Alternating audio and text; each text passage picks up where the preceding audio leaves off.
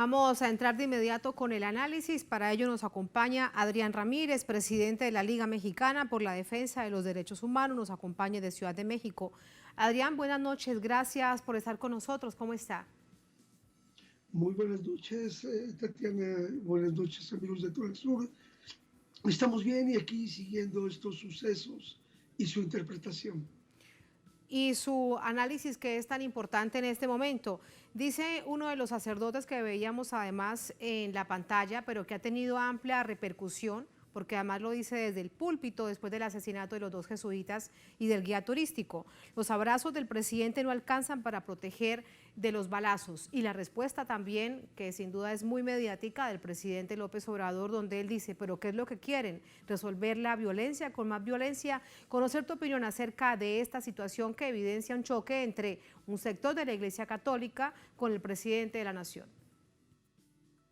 Sí, creo que tenemos que comprender que estamos viviendo un hilo continuo de violencia con dos contextos distintos, diferenciados, que vale la pena que los podamos nosotros analizar mejor.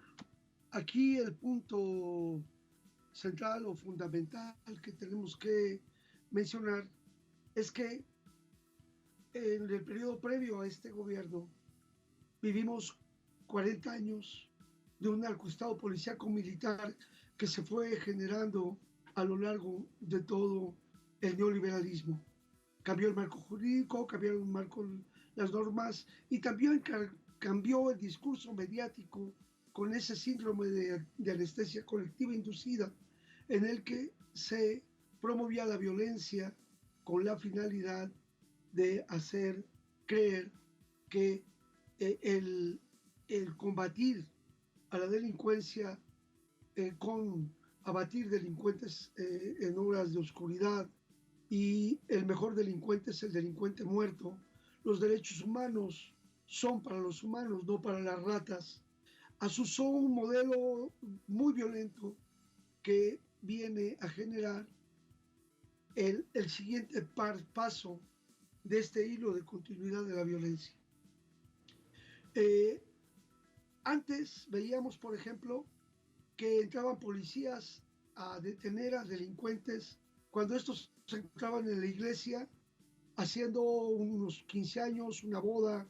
Recordamos en Michoacán cómo los policías ponen en el piso al sacerdote que estaba oficiando misa y le colocan una bota en el pie mientras hacen detenciones de personas que se encontraban ahí vinculadas a familiares de grupos delincuenciales, de líderes de grupos delincuenciales. Vimos también cómo a las personas de la iglesia que se vinculaban al pueblo en sus luchas y tomaban esa opción, también se les criminalizaba y también incluso se desmontó el modelo que había. Por ejemplo, varios seminarios fueron desaparecidos, como el de San Cristóbal.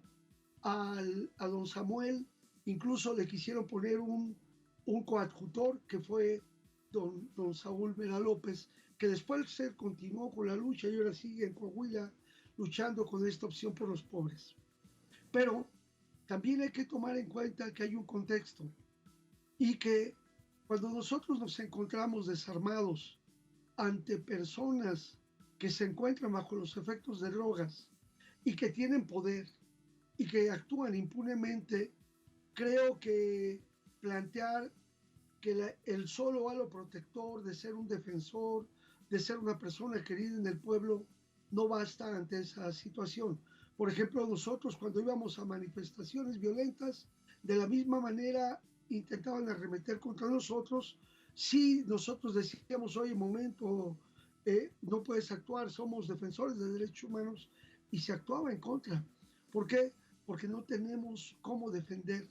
Lamentablemente ahí este hecho que tiene un contexto muy distinto porque no fueron con la intención de ir a matar a estos líderes religiosos y a estas valiosas personas que desde la fe apoyaban al pueblo rarámuri, sino que fueron a ejecutar a alguien que simplemente les caía mal.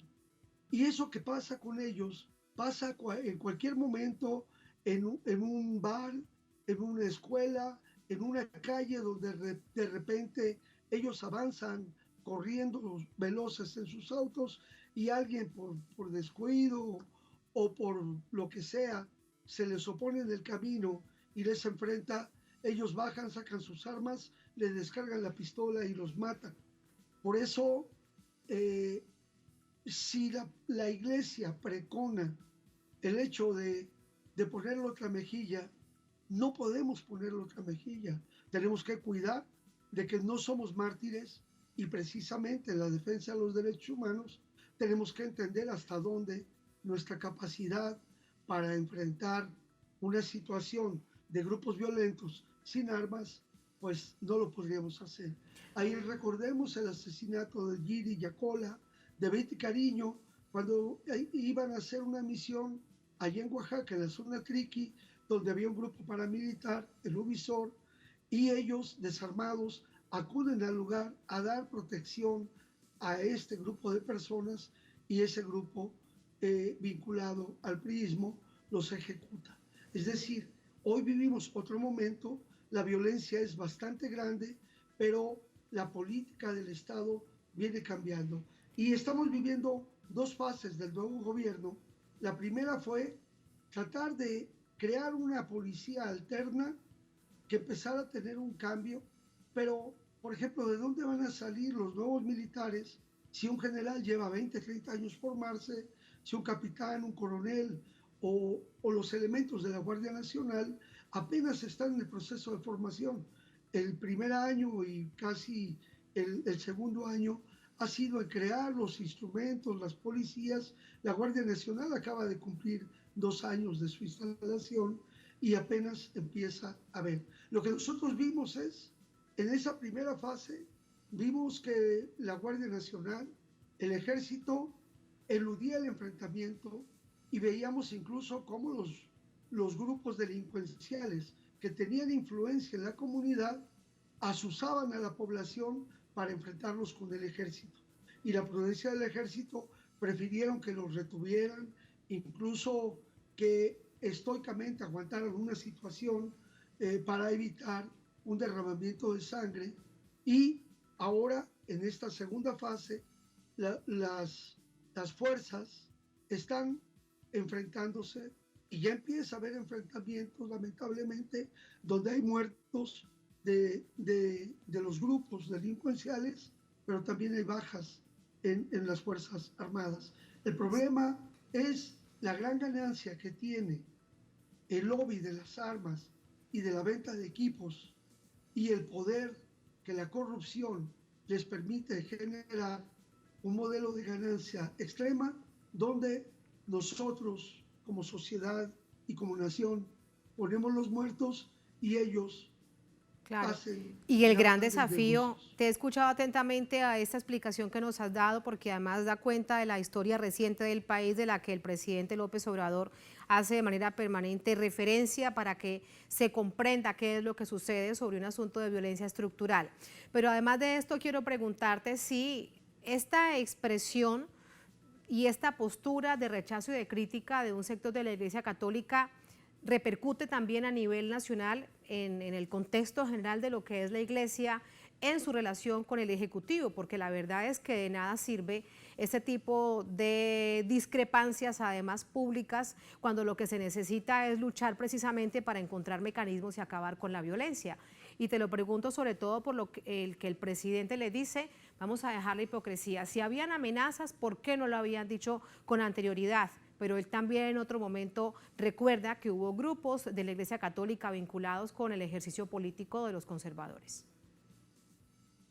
Así es, hay que entender que la Iglesia Católica es un Estado incluso, así se considera el Estado Vaticano, con su representante, el Papa Francisco, pero dentro de ese Estado y dentro de ese clero hay órdenes y hay niveles y hay opciones y que como cualquier sociedad dividida en clases, hay quienes optan como Onésimo Cepeda, como el mismo, este, eh, algunos otros cardenales que están a favor y que han ganado, han logrado grandes beneficios con los negocios que han hecho con los estados y con los medios incluso. Y por otro lado, hay sectores que han optado por el pueblo y en ese sentido también han pagado el costo y eh, hoy ellos levantan la voz, pero en el otro momento me parece que esas voces estaban calladas. Creo que es muy importante recordar a Ali Primera y que también quisiera recordar al padre Juan Vives Uriá, que en sus visitas a México nos llegaba a decir, no basta rezar. Y también decían que había elementos de la iglesia que bendecían las armas con las que iban a matar a las personas. Es decir, esto es inevitable y vivimos una polarización y aunque las iglesias de nuestro país debieran estar fuera del elemento político, ellas tienen posición, tienen partido y tienen opción y desde sus propios órganos de difusión fijan posicionamientos políticos y orientan a, a su clero. Eso pues creo que hay que respetarlos porque independientemente de que sean religiosos, también tienen el derecho, como cualquier persona, a la expresión política y pueden tener ese derecho también a disentir. Lo que no tienen derecho, y me parece que hay que señalarlo, es a utilizar para otros fines un hecho tan lamentable como el que vivimos, que se debe de condenar y que se debe de buscar el castigo a los responsables, Claro. pero tenemos que ir hacia evitar la violencia estructural. A propósito de ello, quiero preguntarte en los minutos que nos quedan, Adrián, acerca de esta figura del cabecilla, que además es vinculado como el máximo jefe de un grupo criminal, que además está ligado al cartel de Sinaloa, se le conoce como el Chueco, y dicen que se mueve a lo largo y ancho por toda esta zona en Tarahumara, en Chihuahua. ¿Cuántos hay de estas figuras en el país? Además, figuras como el Chueco, en donde se mueve tan fácilmente, todo el mundo lo conoce, pero nadie sabe dónde está. Bueno, esa es la impunidad y hay que tomar en cuenta que eh, ellos, con su poder corruptor, ellos, pero no me refiero al Chueco, me refiero a todos los que viven chuecos, que crearon al Chueco, que se alimentaron del Chueco y que utilizan el Chueco para despojar a los indígenas de territorio, de sus derechos, de someterlos, de discriminarlos. Son ellos los que tienen la ganancia, son ellos los que pagaron y apoyaron a financiar narcocampañas. Ellos fueron los que hoy están sentados en el banquillo de los acusados. ¿Y por qué hablamos de un narcoestado policíaco militar? Porque de 32 entidades federativas que tenemos, 18 gobernadores están presos o están perseguidos, secretarios de Estado como el de Seguridad Pública, procuradores o fiscales de los estados están en prisión y incluso jueces y ministros de la Corte están vinculados a este narcoestado policíaco militar que hay que desmontar. Yo creo que lo que sí hay que hacerle un llamado al gobierno de Andrés Manuel López Obrador es a que se entienda que si bien es cierto que la política va en ese sentido, desmontar este narcoestado policíaco militar no es fácil y entonces ahí podemos ver cómo nuestra Fiscalía General de la República debe reforzar las acciones, deben de depurarse todavía más las policías, porque hoy el gran reto es la impunidad. Creo que esta política de abrazos y no balazos no tiene sino una señal de decir, pues que se actúe utilizando la fuerza del Estado con la proporcionalidad, con la racionalidad, y están entrando ya en la siguiente fase en la que, además de la inteligencia y de las medidas generales, integrales, que están buscando desarticular a este modelo, también están dándose esta situación de, eh, de enfrentamiento, de detención y de actuación, pero todavía falta mucho que desear, y tener un discurso triunfalista no hace un buen esfuerzo para que la situación se comprenda. Te Pero sí es entendemos, muy importante claro. recalcar eso. Sobre todo cuando dices esto y es un desafío de larga data, incluso desmontar estructuras que están enquistadas a nivel institucional durante tantos años. Muchísimas gracias, Adrián, por Sí. ese análisis profundo, como siempre, lo hemos escuchado atentamente. Buenas noches. Buenas noches, Tatiana, y buenas noches a todos los amigos de Telesur. Muchas gracias.